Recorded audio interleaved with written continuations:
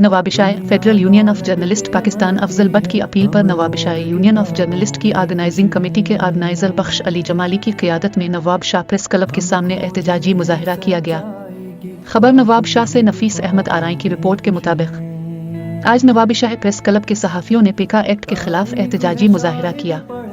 मुजाहिरे में press club Nawab Shah के सदर बख्श अली जमाली, जनरल सेक्रेटरी अरशद अली शेख, अब्दुल लतीफ़ खास खैली, अजीज़ुल हसन सिद्दीकी, गुलाम नबी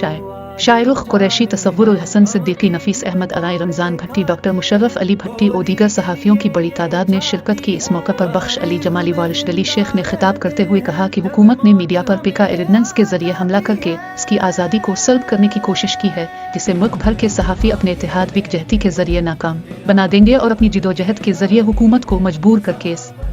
काले कानून को वापस लेने पर मजबूर कर देंगे। बसूरत दीगर हमारी ये तहरीक अपनी मंजिल पर पहुँचकर दम लेगी।